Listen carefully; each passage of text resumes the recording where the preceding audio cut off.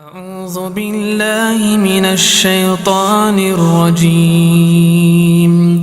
بسم الله الرحمن الرحيم.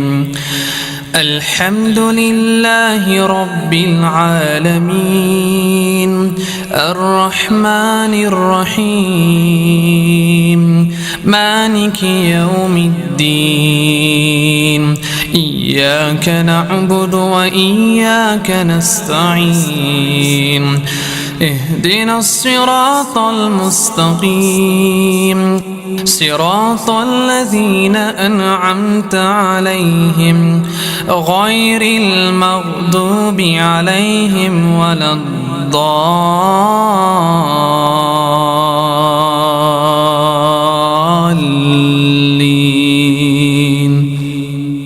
آمين. بسم الله الرحمن الرحيم. إن الحمد لله الذي نحمده ونستعينه ونستغفره ونؤمن به ونتوكل عليه ونعوذ بالله من شرور أنفسنا ومن سيئات أعمالنا. من يهده الله فلا مضل له ومن يضلل فلا هادي له. ونشهد أن لا إله إلا الله وحده لا شريك له ونشهد أن محمدا عبد الله ورسوله أرسله الله تعالى بالهدى ودين الحق ليظهره على الدين كله وكفى بالله شهيدا. فصلى الله عليه وسلم تسليما كثيرا كثيرا. ثم أما بعد، فإن أصدق الحديث كتاب الله وخير الهدي هدي محمد صلى الله عليه وسلم وإن شر الأمور محدثاتها وإن كل محدثة بدعة وكل بدعة ضلالة وكل ضلالة في النار. يقول سبحانه وتعالى في كتابه الكريم بعد أن نقول أعوذ بالله من الشيطان الرجيم: تبارك الذي جعل في السماء بروجا وجعل فيها سراجا وقمرا منيرا وهو الذي جعل الليل والنهار خلفة لمن أراد أن يذكر أو أراد شكورا. وعباد الرحمن الذين يمشون على الأرض هونا وإذا خاطبهم الجاهلون قالوا سلاما والذين يبيتون لربهم سجدا وقياما. رب اشرح لي صدري ويسر لي أمري واحلل عقدة من لساني يفقهوا قولي. آمين يا رب العالمين. Inshallah, in today's brief khutbah, I'd like to share with you a few ayat that belong to a very powerful surah and a short surah relatively of the Quran, Surah Furqan. And there are many beautiful qualities of Surah Furqan, and in particular of these ayat, and I just want to highlight a couple of them. One of them, of course, is that right before we get into these ayat, Allah Azza wa Jalla revealed an ayah of a sajda. So the ayah right before this one, when a Muslim is to recite it, we're supposed to fall into sajda. And it's actually a conversation with people who commit shirk. Among the mushrikun of Makkah, there were people who recognized the word Allah because they were using it even before Islam. But when they heard the word Ar-Rahman, then this was a new name of Allah to them. And even though it's obvious that it's referring to Allah Azza wa Jal, when somebody wants to act ignorant and they want to act like they don't know what you're talking about, then they pretend like they don't know. So they would say things like, who do you worship, God or Allah or Ar-Rahman? Who do you worship? Why do you keep talking about this Ar-Rahman? And Ar-Rahman is not something new to the Arabs also from the Islamic point of view, because the ayat that refer to Ar-Rahman are some of the earliest revelations. For example, the Fatiha. The Fatiha is the first complete surah to be revealed. Alhamdulillahi Rabbil Alameen, Ar-Rahman Ar-Rahim. How many times they must have heard Bismillah Ar-Rahman Ar-Rahim? They know enough Arabic to know that Ar-Rahman is a describer of the word Allah. But regardless, when you have to dismantle or undermine somebody's argument or somebody's invitation, then you can say anything obnoxious that comes in your head. And so they said, what Ar-Rahman? What are you talking about? And so in the ayah before, not only did Allah introduce us to Ar-Rahman, He introduced us in such a powerful way that the believers, when they hear that, they are compelled to fall into sajda. They can't even continue to go about their day and just listen on the side. This is an ayah of sajda. Now, when one falls into sajda, this is the most humble position that a slave of Allah can be in. Even from the point of view of a non-believer. When a non-believer sees us pray and they don't know what salat is, they might even come and start talking to you. Because they don't know that you're praying. They don't know what that means. But they will notice that your hands and your eyes and the look on your face, this guy is humble before something. What's going on? Something's on his mind, you know? Now when we go into ruku', it's like the expression of exhaustion. You know when sprinters and things like that, when they run a long time, what do? Literally, just grab their knees like, I can't do anymore, you know? This is our expression that we are weak before Allah Azza wa Jalla. And then sajda, there is no society in the world that doesn't understand that that is actually an expression of the ultimate humility. You cave in before somebody. As a matter of fact, in the most ignorant talk shows and sports shows, they'll have famous athletes come and like just as a joke, the fans are going to be like doing expressions of sajda. Even today in stadiums and things like that. It's incredible. But the point I'm trying to make is sajda is the most humble position you can possibly be in. Physically, and actually that's supposed to be psychologically also. Psychologically, we should be completely humbled before Allah Azza wa Jalla. And when you're completely humbled before Allah is the best time to declare two things. Not only how low you and I are, but how high Allah Azza wa Jalla is. So we're supposed to go into these ayat that I'm trying to share with you. The intent of the surah is to venture into these ayat with an unusual state of humility. تَبَارَكَ الَّذِي جَعَلَ فِي السَّمَاءِ بُرُوجًا. How full of barakah. How full of barakah. That's I'm trying to make the translation easy to understand. In English translations they say how blessed is the one that placed a brilliant source of light, a brilliant thing in the sky. جَعَلَ فِي السَّمَاءِ بُرُوجًا. Buruj is actually a brilliant tower that you can see from far away. You can't see anything in the city, there are no lights, but there's a tower and there's a light on top, that's a burj. You can see it from a distance. Allah says, burujan. He put multiple brilliant towers up in the sky, referring to what the stars look like. Stars look like their own civilization. Burujan. وَجَعَلَ فِيهَا سِرَاجًا. And He put in it a massive lamp. Siraj is an unusually brilliant lamp. وَقَمَرًا مُنِيرًا. And He placed inside it a moon that gives off light, or deflects light. So Allah refers to the stars, the sun, and the moon. He refers to these things. And in each of them, He referred to their quality of giving light. You should appreciate that. Then in each of them, Allah could have called it the sun, the stars, the sun, and the moon. But instead of using nujum, He used buruj. Instead of using the sun, ash-shams, He called it siraj. And instead of just calling it qamar, He said qamaran munira. And all three of them, there's the matter of light. There's the matter of brilliance. And this is important because Surah Furqan is the surah that the right before it is Surah An-Nur. So that the effects of nur are still on the reader. The effects of light that lives inside the chest of a believer are still fresh. Anyhow, let me talk to you about barakah for a little bit.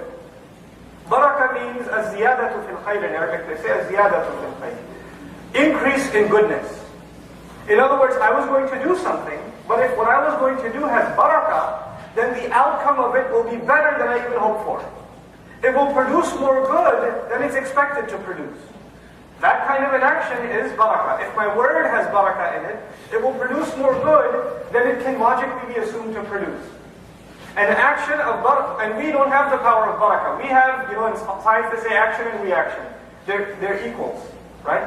For every action there's an equal but opposite reaction, or consequences even. They're expected consequences. But in the concept of barakah, it says, though Allah Azza wa Jalla comes along, puts His barakah in something, and when He does put His barakah in something, then the goodness of it comes way more than any science can explain, any logic can explain. More goodness comes out of it into your life, into the lives of others. And Allah specifically mentions His barakah in this surah, right after He mentioned His name, Ar-Rahman. In Surah Al-Rahman, you'll notice Ar-Rahmanu 'allama al-Qur'an, and at the end of the surah, He'll say, Tabarak asmu rabbik. He began with Ar-Rahman, He ended the surah mentioning the barakah of that name. Meaning the word Ar-Rahman itself has certain special powers. When we call on Allah with that name, the things that we do have extra barakah in them, have extra power of goodness in them.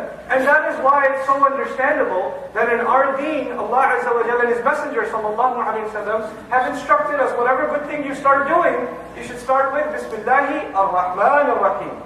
When we just say Bismillah ar-Rahman ar-Rahim, now the things we're going to do, we are expecting from Allah to put more good out of them, bring more good out of them, than we could have expected ourselves. That no other human being could have done. This is Bismillah ar-Rahman ar-Rahim. And on a side note, even though that's not my khutbah, Just using Bismillah ar-Rahman ar-Rahim is enough for a Muslim to always be optimistic. To always be optimistic. Because we called on the name of Allah that's full of barakah. So whatever I'm going to do, Allah is going to increase it. Allah is going to put good in it. The results of this are going to be good. And that's not up to me, or my effort, or my qualifications, even though I should try and do my best. That's because of the barakah of Allah in the end. Now, Allah referred to the sun, or rather the stars. Then He talked about the sun and the moon. وَقَمَرًا مُنِيرًا. Then He says, وَهُوَ الَّذِي جَعَلَ اللَّيْلَ وَالنَّهَارَ خِلْفَةً. And He made the night and the day conflict with one another. But then He, in this particular ayah, describes why. The harf lam in the Arabic language that's coming, لِمَنْ أَرَادَ أَنْ يَذَّكَّرَ وَأَرَادَ شُكُورًا. Li can be the word, you can translate it easily as for. He made the night and the day go against one another, meaning they're always battling. The sun has positioned itself, and it's heading down, and the night is starting to win. And as Asr and Maghrib appear, you can see the battle being won by the night. And then this battle will start again next morning.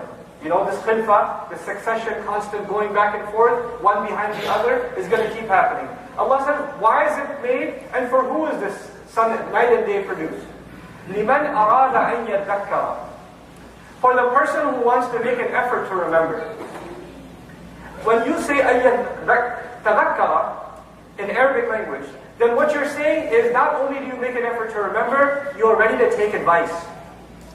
You know, وَمَا يَتَذَكَّرُ إِلَّا أُولُو الْأَلْبَابِ. The people of the sharpest intellect, they're the only ones that will take the advice. When somebody says something, they say, yeah, this is the time that this advice applies. And this is a very important concept. A lot of times when you are doing something wrong and somebody tries to give you and me advice, we say, not right now. Not right now. There's time for that later. I don't need a lecture right now. You know? Give me that reminder later. In Jumu'ah I can take a reminder, but not at home. Not when I'm angry at my employee. Not when I'm on an angry phone call. If somebody gives you advice at that time, be a little patient. Calm down. Then you say, no, you know what? Mind your own business. Right now I don't need the reminder. Allah says He made the night and the day. He kept on going in this way, so that whoever truly has the intention, wants to benefit from the reminder, wants to take the reminder seriously, wants to make an effort to remember at the right time, can benefit. What's the connection between night and day and this?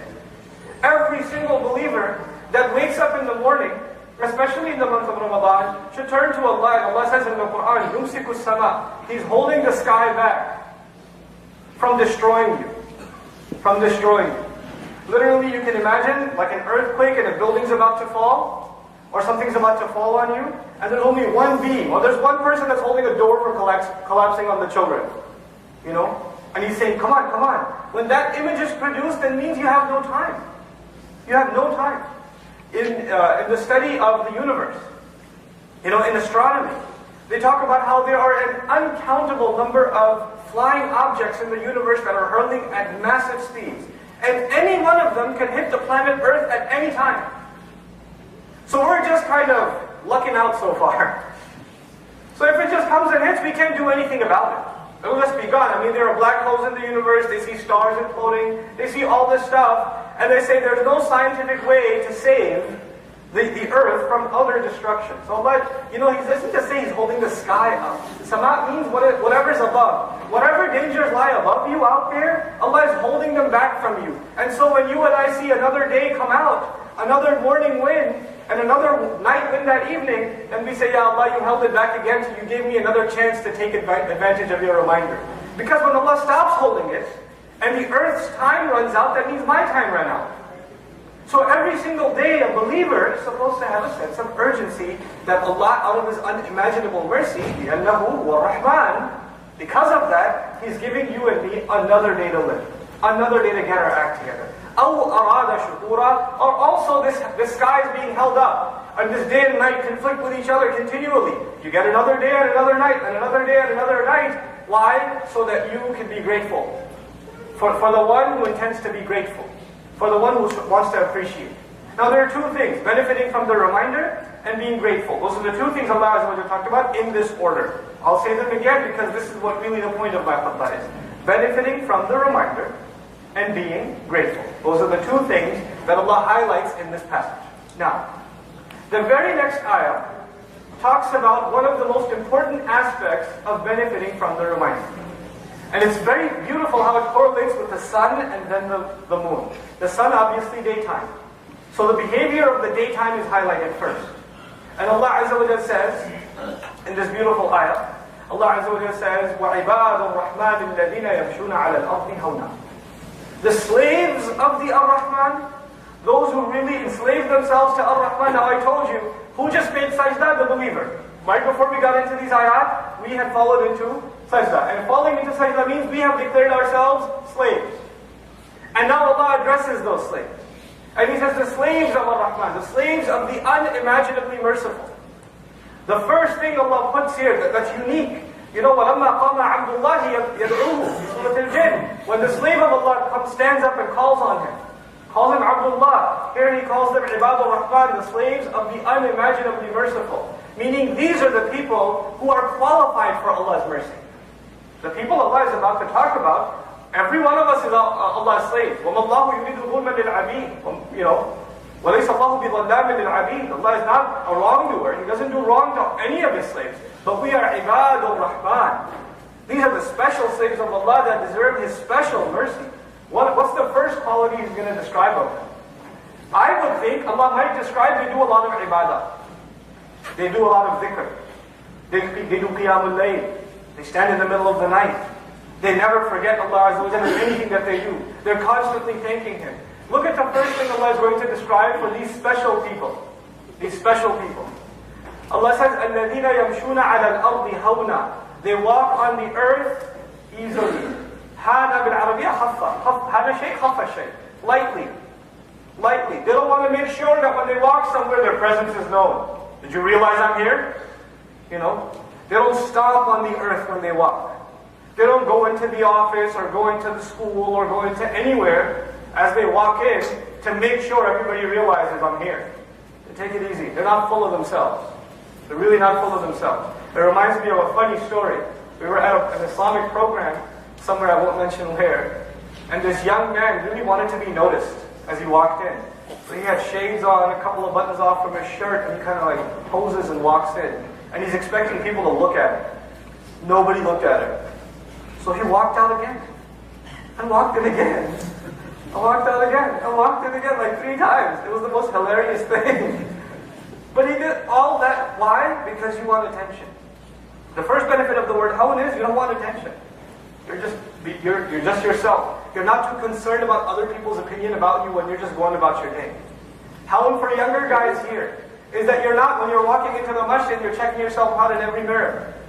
You know? This completely self-absorbed type of walk. Hawn also means bis-sakina wal-waqar. At the same time, this person is at peace. You know how some people, they're walking, they have a look on their face, an aggressive look, an intimidating look on their face, and you want to, I want to stay away from that guy.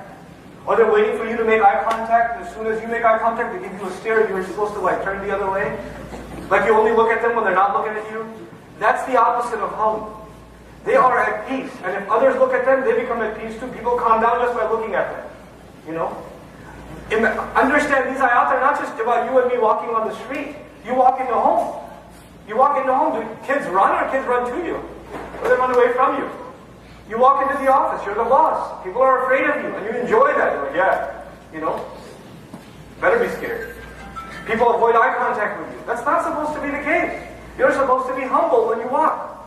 You're supposed to have a light character. Who do you think you are? Allah says, وَلَا تَمْشِي فِي الْأَرْضِ مَرَحًا, Surah Al-Isra. Don't walk around on the earth full of pride, full of yourself. إِنَّكَ لَن تَخْلِقَ الْأَرْضِ. You're not going to cause cracks on the earth.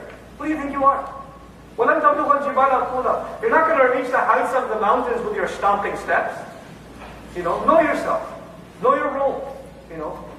So this is وَعِبَادُ الرَّحْمَنِ الَّذِينَ يَمْشُونَ عَلَى الْأَرْضِ هَوْنًا. This is their own demeanor. Whether anybody they're talking to or not, on their own they have a decent, self-respecting, but not full of themselves kind of attitude. And this is even body language. Quran even tells us humility is not just in speech, it's even in body language. How we carry ourselves. You know, how we go about ourselves. But then he says, وَإِذَا خَاطَبَهُمُ الْجَاهِلُونَ قَالُوا سَلَامًا. If I don't even get to talk to you about anything else, I just like to finish this khutbah talking about this. The literal translation of the ayah that many translations suggest is when the ignorant address them, they say peace. Whenever the ignorant address these people, they say peace. But let's dig a little further. This surah is Surah Furqan. In the beginning of this surah, Allah Azza wa Jalla talks about all kinds of ridiculous things that the disbelievers claimed against the Prophet sallallahu alaihi wasallam. They made all kinds of theories. He's insane, he's a magician, no, he's a victim of magic, no, on top of that, they dictate, iktatabaha. He has it written down by somebody, he's hired somebody to transcribe these stories that he's making up, asatirul awwaleen. All kinds of ignorant things are being said against the Messenger of Allah sallallahu alaihi wasallam. And the response that is the official policy given by Allah to His Messenger in response to these kinds of ignorant attacks is وَاصْبِرْ عَلَى مَا يَقُولُونَ. Just be patient over what they're saying. وَاجُرْهُمْ. Abandon them, leave them. When they talk like that, leave them. What we are learning is, sometimes you're talking to somebody, and let's explore the word jahal for a moment, because it says, وَإِذَا خَاطَبَهُمْ الْجَاهِلُونَ. Jahal in Arabic means someone who doesn't have control over their emotions. Aql in Arabic literally means restraint. You know, there's a poet in Arabic who says, I wish my neck was 1 mile long. Why? Because by the time the words come out of my heart, and they're traveling in my neck, I get time to think, should this actually reach my tongue or not? Because by the time the word comes out, oh man, I shouldn't have said that. That's jahil. Jahil is someone who has no restraints over what comes out of his mouth. No restraints. Whatever comes in his mouth, he says. Some of you younger guys know, there's kids that are hanging out together. When kids are hanging out together, one of them wants to show off to his friends. So he'll be loud and obnoxious and say obscene things. And his friends are going to say, you're crazy, bro. You're so crazy. And he goes, that's right. And then he's going to say even more obnoxious things. This is jahil. Let me show you how jahil I am. Let me prove to you how jahil I am, and we'll all be proud of it together. That guy is crazy, man. You know? People insulting people in public, and that's what the word khataba is used.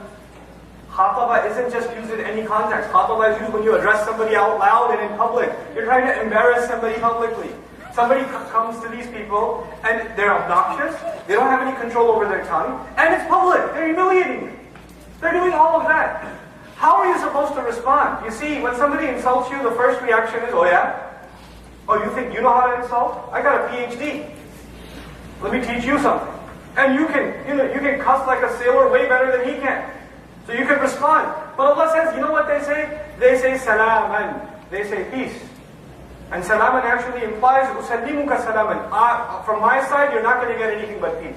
If it was salamun, I would be happy translating peace. Because it's mansoob salaman, it implies, look, I'm at peace with you. I don't want anything to do with this. It also implies sometimes when people are talking to you in an angry fashion. Maybe like a good friend of mine, we were at this program, and this Christian friend, an older gentleman, he figured out that we're Muslims. And when he figured out we're Muslims, he started cursing the Prophet ﷺ and yelling and screaming, old man. And he's like old man. He's on a cane, and he can barely open his eyes, you know. And he's going at it. I mean, he won't stop. And the stuff he says should make you really angry. But you know what? This is not new. We are hearing these things about the Prophet ﷺ now.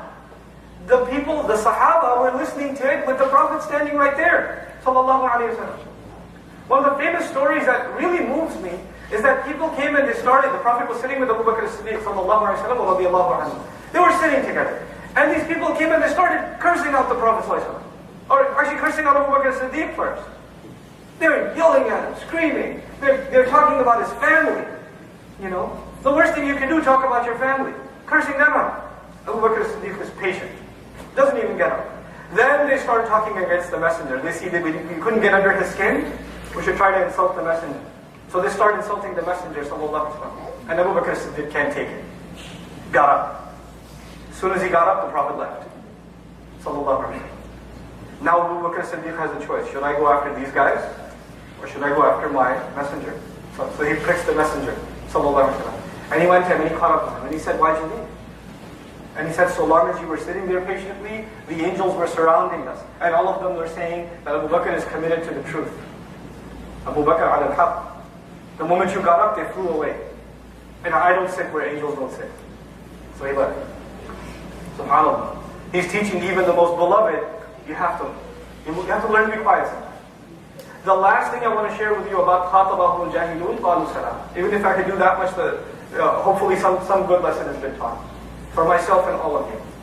That is that jahal actually means not being overwhelmed by emotion. Being overwhelmed by emotion. That is why even Musa a.s. says, أَعُوذُ بِاللَّهِ أَنْ أَكُونَ مِنَ الْجَاهِلِينَ. It doesn't mean that I seek refuge of Allah to become from the ignorant, those who don't know. He also is asking refuge from Allah. Ya Allah, don't let my anger, my emotions get so strong that I do something I regret later. Now at home, at work, among friends, sometimes somebody is emotional, somebody is really depressed, somebody's really angry, or you know that somebody has a little bit of a minefield, emotional minefield. You touch them a little bit and they explode emotionally. You know there are people like that around you. You should have the common sense as a slave of Ar-Rahman not to poke and prod with those kinds of people. And if you talk to somebody in your family, you walk into home, a husband and wife, you walk into home, you look at your wife's face.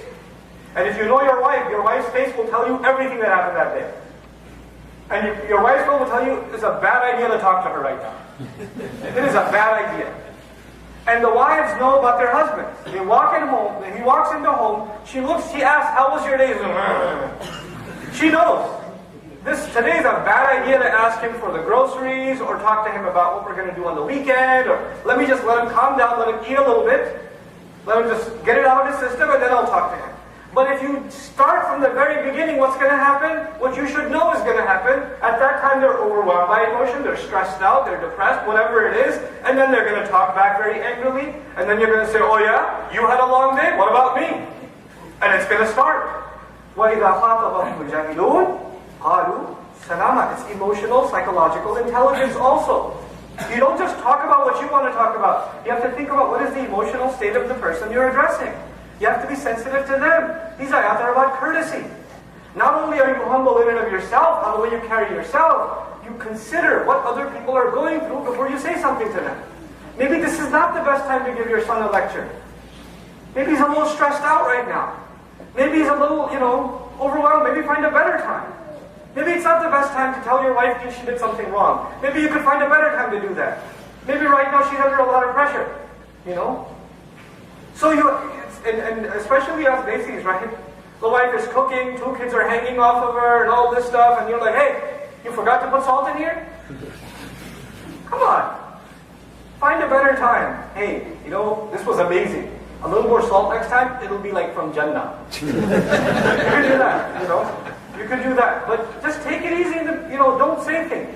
Don't say things at the wrong time. This is what إِذَا خَاطَبَهُمُ الْجَاهِلُونَ قَالُوا سَلَامًا. May Allah Azza wa Jalla make us of those that are sensitive when they open their mouth as a result of wanting Allah's mercy. And this is my final reminder to you. And that is that this entire passage was about people, the special people that get the mercy of Allah. So to get the special mercy of Allah, we have to watch what we say. That's the first thing Allah described. قِيَامُ اللَّيْلِ وَالَّذِينَ يَبِيتُونَ لِرَبِّهِمْ سُجَّدًا وَقِيَامًا. They spend the entire night making sajda and making qiyam is mentioned second. This is mentioned first. Can you imagine? That is when we talk to Allah. When we make sajda and we make qiyam, we stand in front of Allah in the middle of the night. That's when we're talking to Allah. Allah said, before I teach you about talking to me, I'm going to teach you about talking to others. You have to learn to talk to others too. That's a matter of your heart too, because when you talk to others in a mean way, your heart becomes hard, and then you can't bring me a good heart when you're ready to talk to me. SubhanAllah. It's an incredible thing. So we have to become people of conscience, of sensitivity, and may Allah Azza wa Jalla make us a people of qiyam and sujood in the middle of the night. Barakallahu li wa lakum fil Qur'an al-Hakim, wa nafa'ni wa iyyakum bil ayati wal dhikr al-hakim.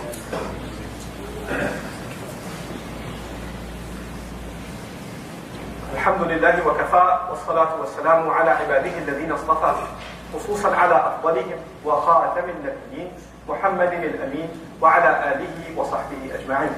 يقول الله عز وجل في كتابه الكريم بعد أن أقول أعوذ بالله من الشيطان الرجيم إن الله وملائكته يصلون على النبي يا أيها الذين آمنوا صلوا عليه وسلموا تسليما اللهم صل على محمد وعلى آل محمد كما صليت على إبراهيم وعلى آل إبراهيم في العالمين إنك حميد مجيد اللهم بارك على محمد وعلى آل محمد كما باركت على إبراهيم وعلى آل إبراهيم في العالمين إنك حميد مجيد عباد الله رحمكم الله اتقوا الله إن الله يأمر بالعدل والإحسان وإيتاء ذي القربى وينهى عن الفحشاء والمنكر ولذكر الله أكبر والله يعلم ما تصنعون. أقم الصلاة إن الصلاة كانت على المؤمنين كتابا موقوتا.